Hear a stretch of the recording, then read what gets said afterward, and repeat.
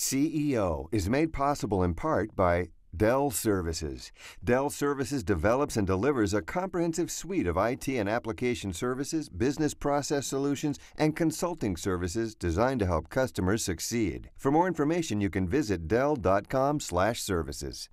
By Southwest Securities, a nationally recognized regional brokerage firm that's been meeting the needs of Southwest investors for more than 30 years. Southwest Securities is a member of the New York Stock Exchange and SIPC. By the Executive Education Center at the University of Texas at Dallas, providing degree and non-degree programs to help corporate professionals and executives stay ahead. On the web at som.utdallas.edu/executive. And by the valued support of KERA members. Thank you.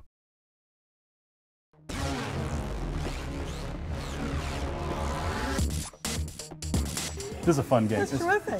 Families, young ladies, women love this game. It's a really fun game.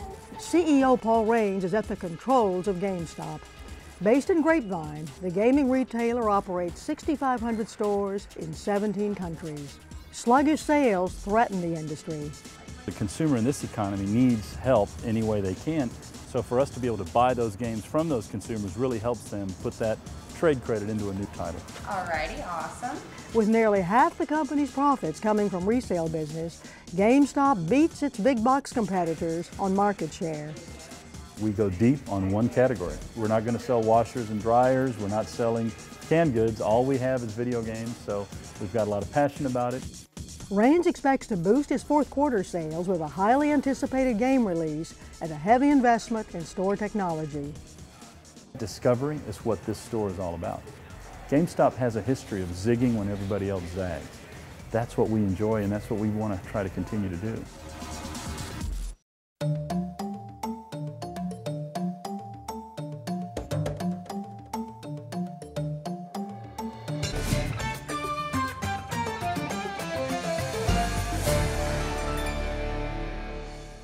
Paul Raines, your motto at GameStop is power to the players.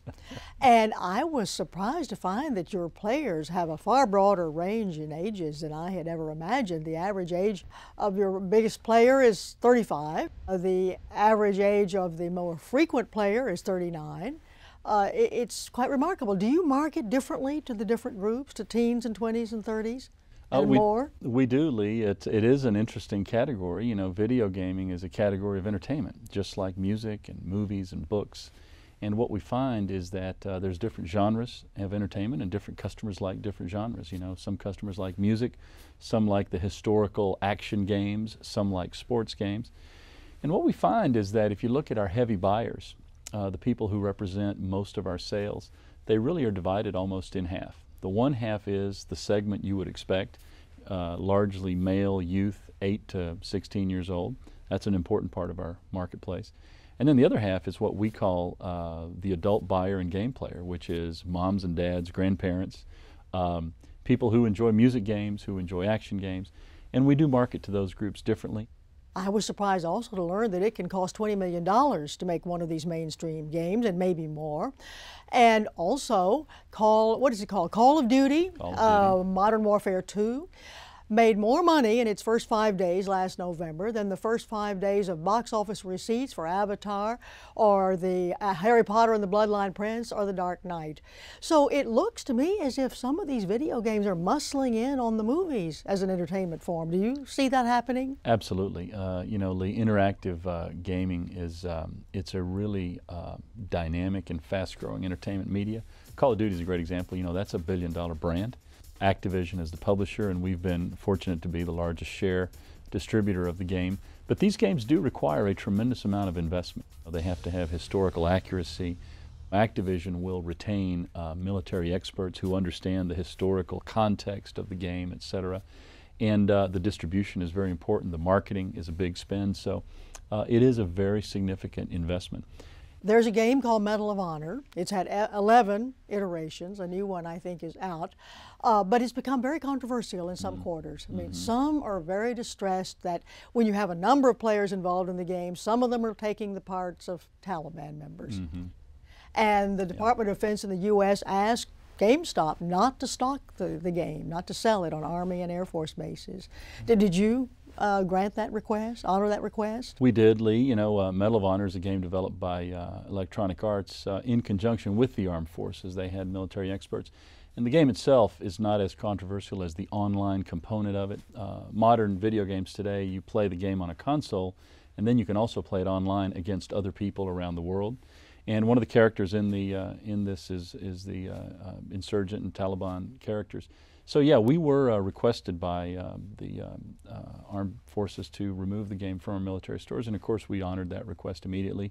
We have many of our own GameStop employees who are serving the country in Afghanistan and Iraq, so we understand that sensitivity on those military bases, and we honored their request.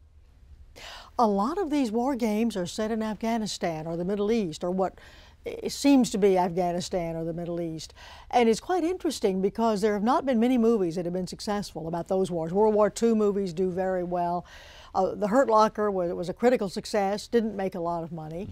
But something about the video games causes them to lend themselves to Middle Eastern wars. Do you find that to be the case? Certainly, we've seen some great examples. You know, Modern Warfare 2 is actually an international terrorist organization. Part of it was the Middle East.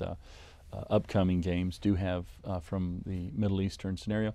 But you know, what we find, I think, is that also there is just a real appetite for historical context. If we look at the upcoming Call of Duty, it's called Black Ops. It's going to be set in the 70s and 60s, behind the Iron Curtain. There'll be some missions in Cuba. There'll be some missions in Vietnam.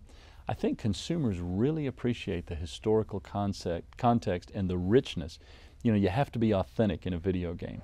The Madden crowd noise has to be authentic crowd noise. The stadiums have to look like the real stadiums. The war games have to have the right terrain. I think when there's that authentic and rich context, then consumers love it. Not just in Middle East, but in other regions as well. And some of them are using documentary footage and trying to duplicate that in the games. Is that right? They absolutely do. I'm a big World War II buff, and there's a game a year and a half ago called Call of Duty World at War. It had some scenes from Iwo Jima. It had scenes from other invasion of some of the Pacific campaigns that my dad was involved in. So I heard these stories growing up about this campaign, and it's exciting to go in and see the game reproduced in that historical context. So yeah, there is quite a bit of that. That's part of what's driving the cost of games up, is you have to be accurate and you have to have authenticity. And some of these games are produced at very elaborate studios in Los Angeles. I gather there's one that has a room called Overlord where creative people gather and figure out what to do next. It sounds like a movie studio. It's a very large industry. Publishers have studios all around the world. You often will have a publisher who created the game, the physical game, in one studio in California, and the online gameplay was created in Sweden. And you'll have games where they distribute the development to different studios around the world. These studios are very large, very high-cost productions. They have historical experts, gameplay experts, technology, motion capture studios. It's a very significant business. Do you ever think of getting involved in the creative part of the business? Well, we've not been successful at that. We believe that it's better to be what we call game and platform agnostic. So we really want to be in a position of selling the best games and really understanding the consumer. So for that reason, we've never really gotten into it. I can't rule anything out. Certainly we've ventured into browser gaming some. We now own Congregate, which is really a distributor and publisher of games, not as much a developer. But you never know. You never know what the future holds. Some of the games that you thought would be very big this year were BioShock 2, Battlefield Bad Company 2, I love these names, God of War 3, and my favorite Final Fantasy 13. Did they turn out to be as successful as you had hoped they would? They did. They did. You know, what we're seeing is the economy has been difficult for the last 2.5 years. But what we're seeing is that the gaming enthusiast, when there is a quality title that comes out, like all of the ones you mentioned, and many others, they really do enjoy the game. And so those games did very well. Part of it too, Lee, is the way GameStop launches games is very unique. And for the publisher, the cost associated with a game creates a lot of risk, and the best way to ensure your game succeeds is by marketing it through GameStop. So we're going to do midnight launches. We will buy games from you to give you a trade credit to a new game. We do a lot of unique content in our games. If you buy a game For example, we just launched Halo Reach. If you bought the game at GameStop, you get unique armor that's unusual. You can't get anywhere else. And may I add that it was reviewed on the front page of the art section of the New York Times. So it seems to me this is becoming, if not an art form, certainly a significant cultural form in this country. We believe it is an art form. Halo Reach is a great example. It's a science fiction setting that has a core group of fans and enthusiasts around the world, and they're just waiting on the next version of this game and the storyline that goes with it. So yeah, I think it is. I think we are seeing it as an art form, and we're pleased. There's even academic programs now. One at SMU, the Guildhall at SMU, is serving the needs of that industry. You have been CEO for a few months. You became CEO in June. You were one of only 5 Hispanics to run a Fortune 1000 company in the United States. You grew up in Costa Rica. When did you come to the U.S.? Well, my father was a U.S. Navy, career U.S. Navy man, and my mother was from Costa Rica. And I was born in Costa Rica and lived there, and lived in the Canal Zone as well. And went to high school in Atlanta, and went to college there. So. Yes, it's been an interesting, it's been an interesting education around things. But I think that the world is more and more global, Lee, and I think that experiences from other countries will help you in terms of understanding changing contexts and international experiences. You are now in 65% of the homes in America. They're playing video or computer games, and they're playing with hardware that has evolved dramatically over the past 30 years. I mean, think back to the Nintendo Game Boy, 8 bits, handheld. Now it's 128 bits. I understand that this technology evolves usually every 5 years.